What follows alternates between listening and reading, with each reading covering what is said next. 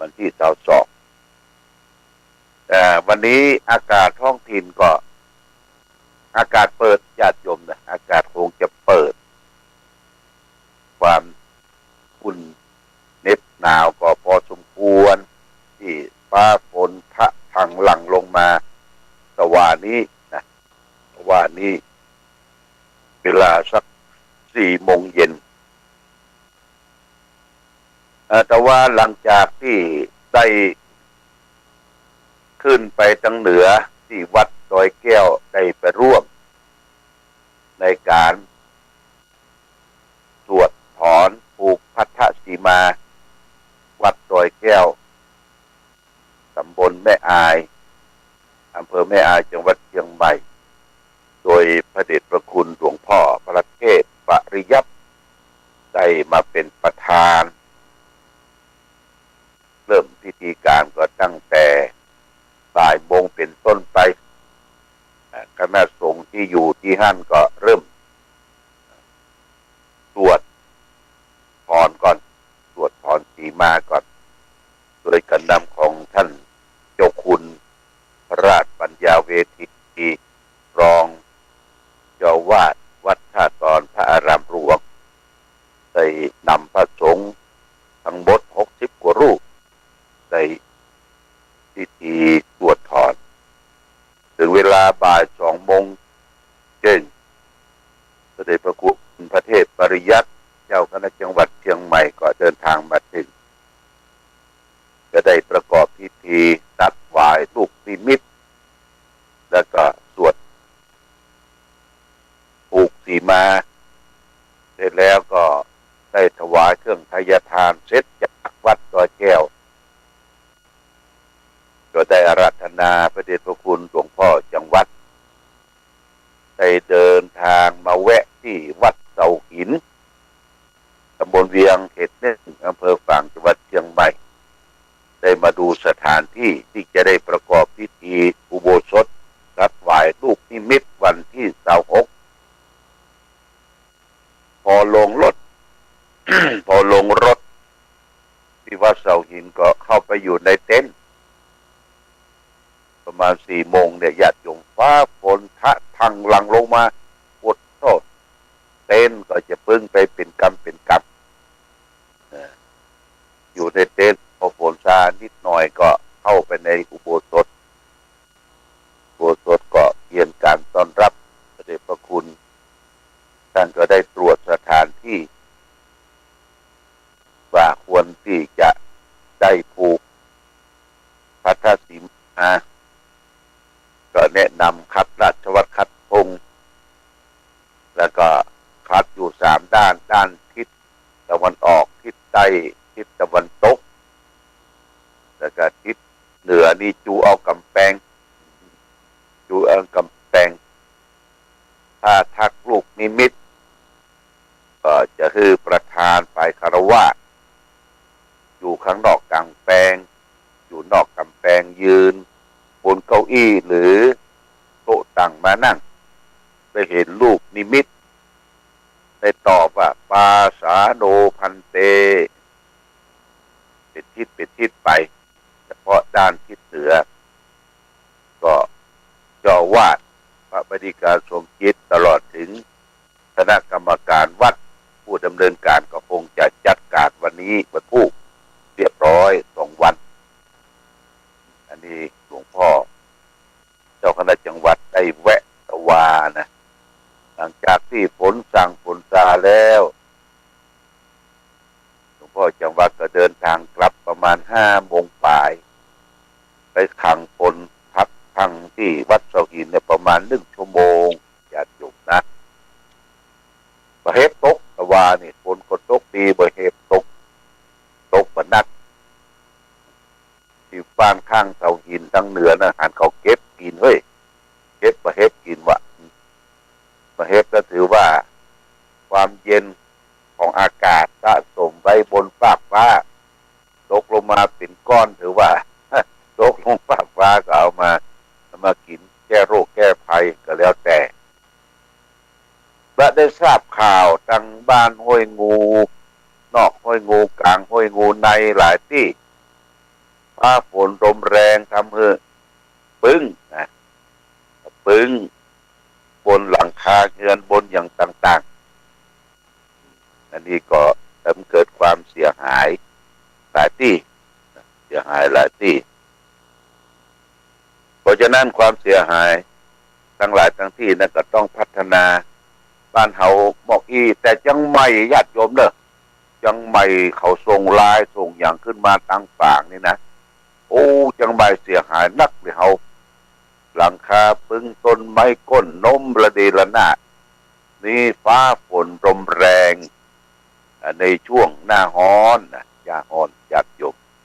หน้าฮ้อนก็คือปลายเดือนมีนาเดือนเมษานี่นะเดือนเมษาปีนี้ก็สังขารร่องวันที่13 14 15เราก็จะได้ร่วมกันทำบุญสงกรานต์ขึ้นปีใหม่ทางราชการบ้านเมืองก็ปล่อยโอกาสพ่อแม่พี่น้องญาติโยมไอ้สะเก่าดำหัวผู้เฒ่าผู้แก่ล้างวัดล้างวาสละสลงที่พักที่อาศัยตามธรรมเนียมประเพณีโบราณที่ได้สืบสานกันมาหลังจากที่เขาได้ค้างตึกนี่ก็2-3 ปีก็ได้ร่วมกันทำรดน้ำดำหัวสะเก้าดำหัวผู้เฒ่าผู้แก่พ่อแม่ครูบาอาจารย์นี่ก็จะร่วมกันปลายเดือนนี้ก็จะมีหลายวัดเนี่ยบวชสั่งลองเนี่ยบวชสั่งลองของประเพณีพี่น้องไทยใหญ่บวชได้หลายวัดเพราะฉะนั้นการบวชสั่งลองได้มาประจุ่มนุมกันนี่ก็ต้องระมัดระวังทางการบ้านเมืองเพื่อว่าจะไปละไอ้ผ้าปิดปากปิดจมูกเพราะว่าโรคภัยไข้เจ็บหลายอย่างยังมีอยู่อย่างโรคโควิดก็ยังมีอยู่โรคไอ้ฝุ่นละออง PM.25 เล็กๆนี่ก็มีอยู่นะอยู่กันรวมกันหลายและเมื่ออยู่กันรวมกันหลายนะมันจะเอาพายมาเล่นนะจะเอาพายมาเล่นเอาบอกโกรกมาลงนี่มันได้เด้อแต่ละวัดแต่ละวาที่จัดงานปล่อยสั่งรองเจ้าคณะตำบลเจ้าวาดต้องรับผิดชอบเอาการพนันมาเล่นแทรกเข้าไปนี่มาได้เด็ดขาดทางการบ้านเมืองทางท่านนายอำเภอทางฝ่ายปกครองเนี่ยเพื่อจะเข้าไปจับไปกุมกันไว้เตือนกันไว้งานบุญต้องงานบุญญาติโยมงานบุญต้องเป็นงานบุญเกี่ยมาประชุมจุ่มนุมกันเอาบะโคกมาละโคกมาเล่นเอาพายมาเล่นกินสตางค์กันจนหมดเนื้อหมดตัวพี่น้องทั้งนอกทั้งต่างมีเงินมีทองเข้ามาในประเทศไทยก็เสี่ยงหมดเนื้อตัวต้องเตียวปิกญาติโยมแต่ก่อนนี้ต้องเดินทางปิกเตียวมีละการลดกำลังหมดปึ๊ดดีบดีก็ไปชิงเอาทองจริงอย่างซึ่งอะไรกันนี่ขอฝากคนหลวงบ้านท่านเจ้าอาวาสเจ้าคณะตำบลผู้ปกครองที่ในเขตของตำบลแต่ละตำบลได้จัดงานปล่อยสั่งลองบวชลูกแก้วประเพณีสืบสานพี่น้องไทยใหญ่ช่วยกันสอดส่องดูแลเรื่องนี้ตัวเป็นเรื่องสำคัญนะเมื่อประจุ่มนุมกันบางทีก็ไปขอตำรวจขอเปิดบ่อนบางทีก็มาบอกให้เจ้าคณะอำเภอขอเปิดบ่อนจะเอางานเอาสตางค์มาบำรุงวัดเปล่าสตางค์ที่ได้จากการเก็บค่าโรงค่าอย่างนี้เปล่าเนาะมันเกิดความเสียหายแก่สถานที่แก่วัดวาอารามของเขาแก่ชุมชนเขาจะเล่าจะลือกันเนาะอันนี้ก็ทำงานแบบเป็นบุญก็ได้บุญแต่อันนี้ฝากไว้วันนี้วันที่20ญาติโยมสัก9 โมงบ่ายนี่ก็จะไปในงานศพของพ่อหลวงที่บ้านสันต้นมือพ่อหลวงสีมายอดแก้วเหลืองอายุได้92ละเพิ่นเสียชีวิตไปพ่อหลวงสีมายอดแก้วเหลืองนั้นเพิ่นก็เป็นผู้มีจิตศรัทธาในพระพุทธศาสนา ได้ช่วยปฏิสังขรณ์ก่อสร้างวัดวาอารามหลายวัดบ้านเดิมที่ท่านอยู่แม่ห้อยเงินมาสร้างหลักปักฐานที่เมืองฝางเป็นขบดีเป็นผู้ที่มีทรัพย์สมบัติเสือลูกเสือหลานตาต่างๆแล้วก็เงินทองปัจจัยก็มาทำบุญสุนทานที่วัดพระบาทอุดมนี่เพิ่งรับเป็นเจ้าภาพหลายอย่างเด้อที่เฮาบูรณะเจดีย์เนี่ยนะเป็นชนว่าเทวบุตรเทวดาคำแปลงเจดีย์อย่างต่างๆนี่เพิ่นก็บูรณะมาช่วยหลวงพ่อบางดีคืนดีบางวันที่เปิ้นขับรถขับหลังได้ยุค90นะคะจะเป็นเจ้าภาพโรงทานจะเป็นเจ้าภาพสังฆทายทานในงานต่างๆพระหลวงศรีมายอดแก้วเหลืองเปิ้นก็ได้ขาดแต่ว่าเปิ้นป่วยประเมินเพราะอายุไขแก่แล้วนะว่าจะไปเยี่ยมท่านได้เยี่ยมเปิ้นเสียชีวิตไปวันนี้จะไปส่งสักการเนอะส่งสักการกับลูกกับเต้าโดยเฉพาะอย่างยิ่งร้านยอดแก้ววัสดุก่อสร้างนี่เป็นลูกเปิ้นบุญธรรมนี่เป็นลูกแล้วก็เขาก็ใจบริการยานยอดแก้วเนี่ยเป็นวัสดุก่อสร้างมาตลอดทางวัดวาอารามวันนี้จะไปร่วมส่งสักการโดยที่บ้านสันต้นมือเปิ้นตั้งศพไปที่หั่นใส่หูจักมักคุณเคารพนับถือพระหลวงศรีมายอดแก้วเหลืองก็คงจะได้ไปร่วมบุญร่วมกุศลส่งสักการตามคาดด้วยกันในวันนี้วันพรุ่งนี้ญาติโยมวันที่21วันพรุ่งนี้คณะสงฆ์ลูกศิษย์ลูกหาก็จะได้มาจัดแจงแต่งดาสถานที่เราจะทำบุญวันที่22นี่ก็จะทำบุญทักษิณานุประทานได้นิมนต์พระสงฆ์เจ้าคณะพระสงฆ์ได้มารับทายทานว่าตาลหาครูบาอาจารย์ตาลพ่อตาลฮือพ่อฮือแม่ยาที่โหโยติกาและญาติโยมก็ได้ร่วมเป็นเจ้าภาพโมทนาทานโดยในวันที่22นี่ครับวันเกิดนะวันที่23ก็ว่างเขาก็จะไปที่วัดเสาหินอันนี้เพิ่นจะทำบุญทักษิณานุปทานแล้ววันที่24เป็นวันดีวันเถลิงขึ้นในเดือนมีนาคมเดือน6เป็นวันที่ว่าเหมาะสมแล้วที่จะได้ทำบุญสืบชะตาวัดชะตาวาชะตาที่เขาได้ถูกอัคคีภัยไฟไหม้ไปเนี่ยคือมันจุ่มมันเย็นและนิมนต์พระเถระผู้ใหญ่มาเจริญพระพุทธมนต์จำนวนประมาณ27รูปหรือ29รูปเนี่ยญาติโยมนะช่วงนั้นนะก็เอาก็มาร่วมช่วยกันญาติโยมก็ตั้งพี่น้องบ้านป่าแดงพ่อน้อยสวัสดิ์แม่คันแก้ว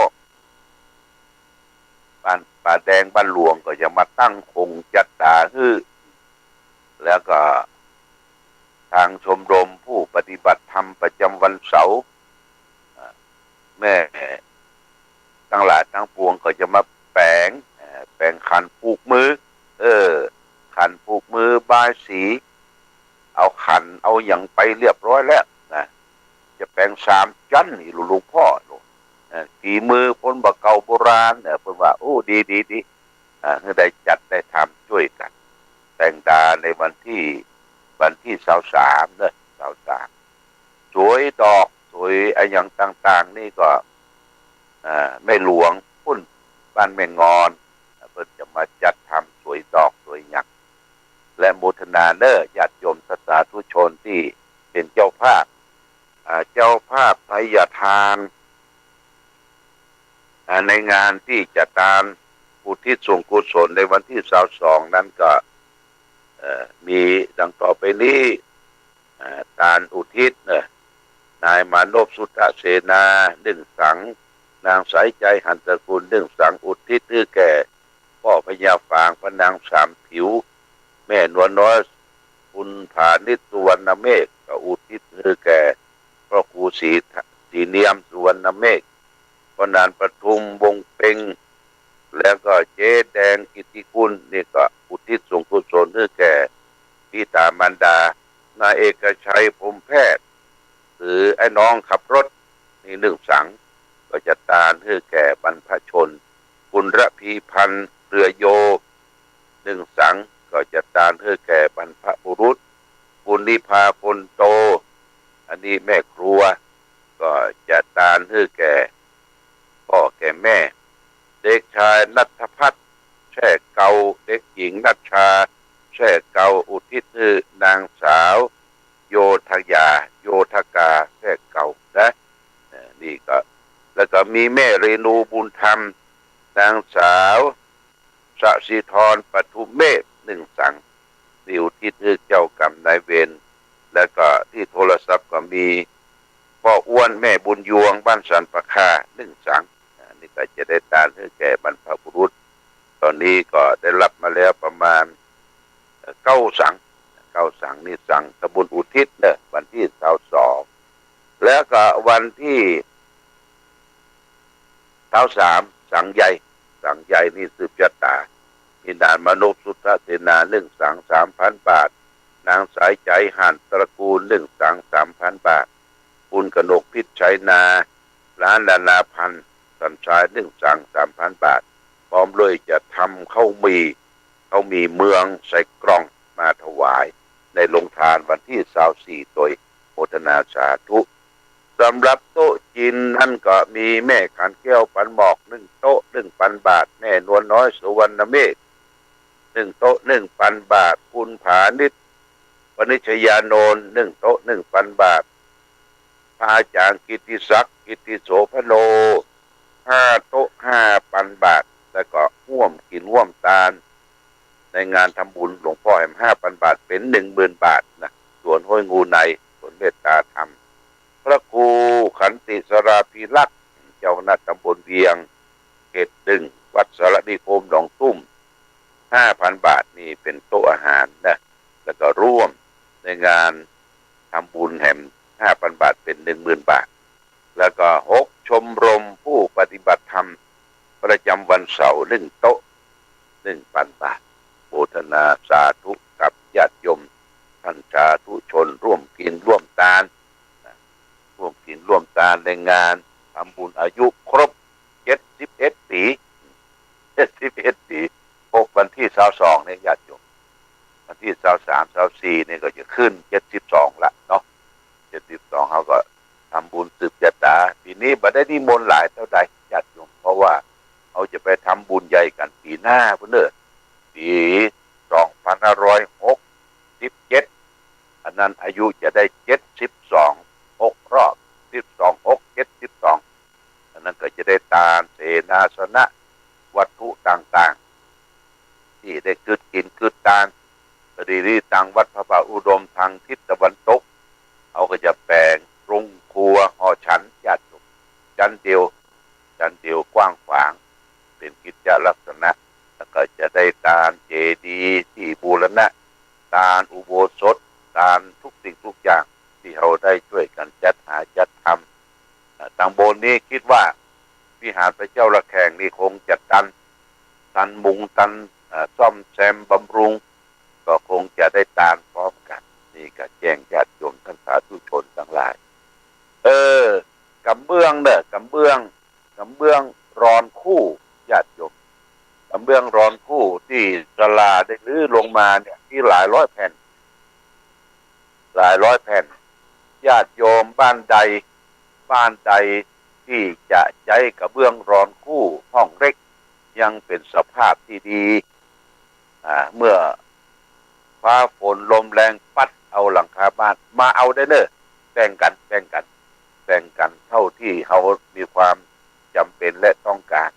บ่ขึ้นบ่ขายมาเอาฟรีญาติโยมเอารถมาใส่เอาเนาะจะได้มาพิ้วต่างโดยศาลาเอาลงมาและไปมุงได้อยู่ที่ซากไฟไหม้นี่ดีนะญาติโยมจะเป็นมงคลของ